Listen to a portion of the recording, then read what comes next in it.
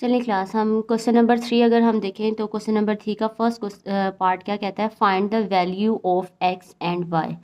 आपको क्वेश्चन दिया हुआ है, वो कह रहा है इस क्वेश्चन में जो वेरिएबल एक्स और वाई आ रहे हैं ना, आपने इनकी वैल्यूज़ क्या करनी है, फाइंड करनी है।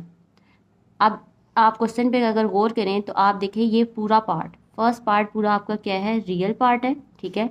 और ये जो पूरा है y-3 इसके साथ आयोटा आ रहा है ना, तो ये आपके पास क्या है, इमेजिनरी पार्ट है। क्लियर। इसी तरह से राइट साइड पे अगर देखिए इक्वालिटी आ रही है, इक्वालिटी के साथ 1 + 2 आयोटा आ रहा है, तो उसका मतलब ये 1 आपके पास रियल पार्ट है और 2 आयोटा क्या है, इमेजिनरी पार्ट है।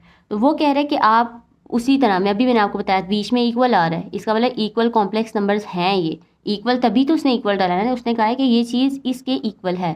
तो आपने वही कॉम्प्लेक्स नंबर की इक्वालिटी वाली प्रॉपर्टी को यूज़ करते हुए एक्स और वाई की वैल्यूज़ फाइंड करनी है। क्लियर है। तो आपने रेफरेंस लिख देना है कि 2 कॉम्प्लेक्स नंबर्स आर इक्वल, ठीक है।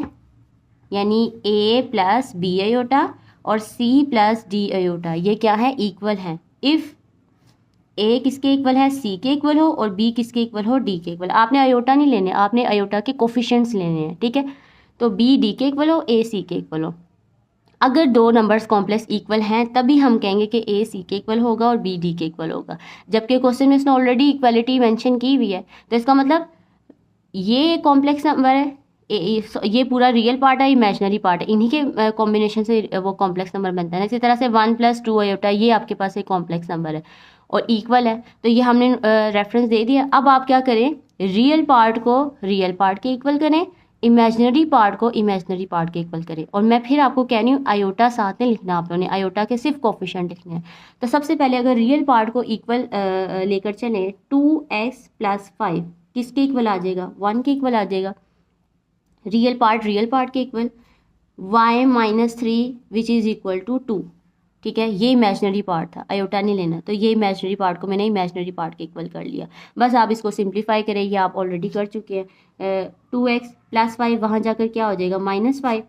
1 - 5 कैलकुलेटर से करें, -4, क्योंकि प्लस माइनस माइनस होता है, 4 आ गया और बड़ी टर्म के साथ नेगेटिव आ रहा है, तो आपने वो साइन लगाना है। 2x के साथ मल्टीप्लाई हो रहा है, वहाँ जाकर क्या हो जाएगा, डिवाइड। तो यहाँ से x की वैल्यू क्या आ गई, -2। इसको सोल्व करें, -3 वहाँ जाकर क्या हो जाएगा, प्लस, और यहाँ से y की वैल्यू क्या आ जाएगी, 5। तो क्लास देखिए x की वैल्यू आपके पास -2 निकल आई और y की वैल्यू आपके पास क्या निकल आई, 5। ठीक है।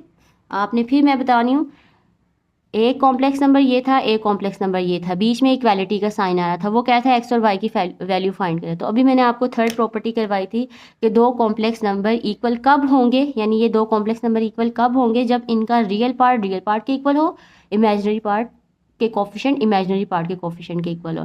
तो जबकि क्वेश्चन में उसने ऑलरेडी एक चीज़ देखें, एक प्रॉपर्टी की एक चीज़ दी हो, सेकेंड हमें जो है वो हम फाइंड कर सकते हैं। तो उसने इक्वालिटी की वो दी हुई है, एक पार्ट बताया हुआ है कि ये दो कॉम्प्लेक्स नंबर इक्वल हैं।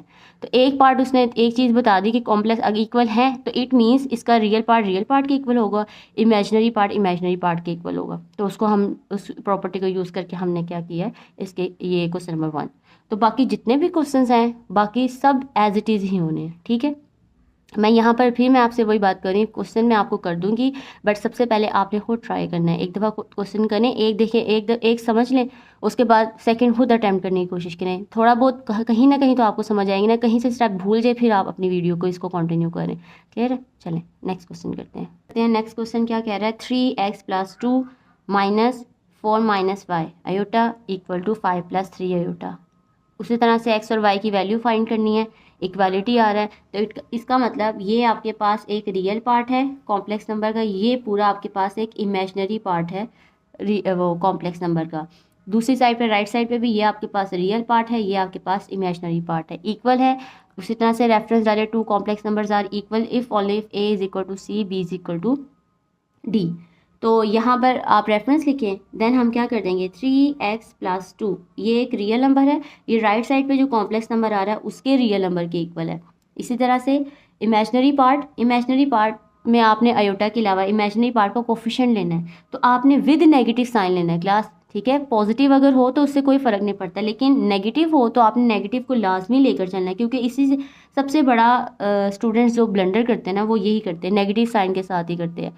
ठीक है, यानी कभी माइनस को हमेशा आपने, प्लस को किसी के साथ लिखे ना लिखे कोई फ़र्क नहीं पड़ता, लेकिन माइनस सबसे बड़ा आपके क्वेश्चन को गलत करने में सबसे अहम किरदार अदा करता है।